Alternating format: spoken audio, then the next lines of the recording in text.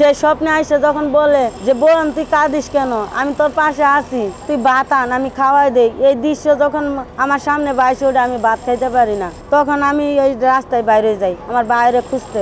আমি এখনো স্বপ্নে দেখি, কালকা তাহাজ্জুদের নামাজ পড়ছি তাও আমি স্বপ্নে দেখি তুই তোর পাশে তো আসি, তুই কাঁদিস কেন পাগলি, তুই ভাত নিয়ে আমি খাওয়াই, তাইলে আমি কিভাবে আমি সংসার করব, কিভাবে আমি ঘরে থাকবো? আমি তার জন্য জীবনে দিবার পারি, বিশ্বাস না করলে কোন আমি এখন গাড়ির তলে পড়ে মরি। তার জন্য আমি স্বামী সন্তান হারাইছি, তার জন্য আমার বাপ মা হারাইছি, তার জন্য আমি রাস্তায় আছি।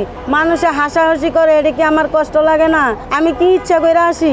আমার কল্পনা নিয়ে আসে দেখি তো আমি আসি। সে অনেক কষ্টের ছবি করছে, সে কষ্টের ছবি করছে দেখে আমি তার কষ্টের ছবির পাগল হয়েছি। যেমন চাচ্চু ছবি কষ্টের, দাদিমা কষ্টের, বেহেস্তের চাবি কষ্টের, সুলতান খা কষ্টের, তো এগুলো ছবিতে তো আমি তার পাগল। হলে দেখছি, টিভিতে দেখছি, মোবাইলে দেখি, আমার ভাইগর বইনেগর মোবাইল আছে, এলে মোবাইলে দেখি। আমি বলবো এইটাই যে ভাইজান আপনার আমি 5টি বছর ধরে খুঁজতেছি, আপনার জন্য আমি এই করছি, খাসি দিছি, মসজিদ মাদ্রাসায় টাকা দিছি, সবকিছুই করছি, পুরা রোজার মাস আপনার এখানে আসছি, তা আমি আপনার দেখা পাইনি। আমি তো ভাইজানের জন্য কাঁদি যে ভাইজান আমি তোমার যে এত বছর ধরে খুঁজতেছি, তোমার আমি কেন পাই না? কি অন্যায়টা আমার, কি অপরাধটা ভাই? তুমি আমারে যদি মুখে মুখে সামনে সামনে বলতা তাহলে ভাই আমার কলিজাটা ঠান্ডা হইতো। আমি একটা গরিব মানুষ, রাস্তায় রাস্তায় ঘুরে বেড়াইতেছি, ভাইজান তোমার কি একটু মায়া হয় না? তোমার কি একটু দয়া হয় না? তুমি তো ছবির মধ্যে মেলা মানুষের ভাত খাওয়াই দাও, এবং তোমার বাড়ির সন্তান করে নাতিন করেও ভাত খাওয়াই দাও, তুমি যদি আমার কয়টা ভাত খাওয়াই দিলে তোমার কি সমস্যাটা?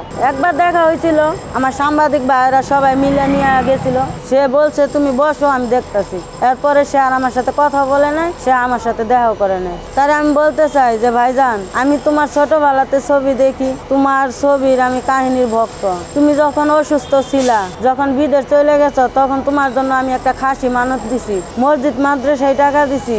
ভাইজান তুমি যখন বাংলাদেশে আসছো, তখন আমি আল্লাহর কাছে তাহাজ্জুদের নামাজ পড়ে বলছি, এ আল্লাহ তুমি আমার ভাইজানও বাঁচাই রাখো, আমারও বাঁচাই রাখো, আমি যে তার সাথে দেখা করতে পারি, আমার মনের আবেগের কথা দুইটা তারে বলতে পারি। সে বাংলাদেশে আসছে, তখন তারে আমি খুঁজতেছি, খুঁজতে খুঁজতে তার বাসা পর্যন্ত গেছি, তার বাসার সিকিউরিটি আমার ধাক্কা মেরা ফেলাই দিছে, আমার পাও মুচকে গেছিল, তার রিপোর্টও আছে।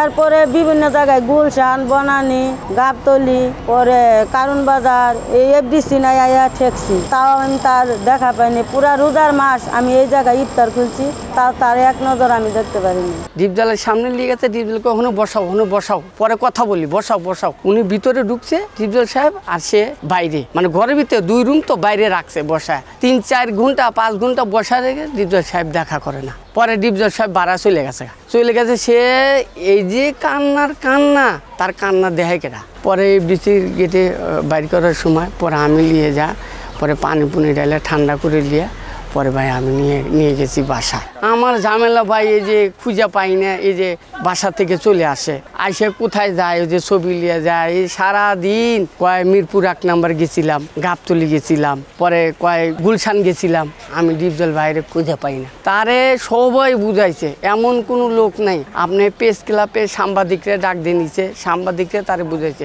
তার শুধু একটাই কথা যে আমি খালি জাস্ট ডিপজল ভাইজানের সাথে আমি একটু দেখা করব, এটাই। হ্যাঁ, আগে প্রতিদিনই আসতাম, এখন 1 মাস ধরে আমার স্বামী ভাই করে দিছে বাড়িতে। এরপরে বাবা মার বাড়িতে গেছি, বাবা মা বলছে তুই স্বামী সন্তান ফেলাইছি, তুই হেরে খুঁজস, তুই আমার বাড়ির তনে বাইরে যা। পরে 1 মাস ধরে আমি ঢাকা আসছি, রাস্তায় ঘুরতেছি।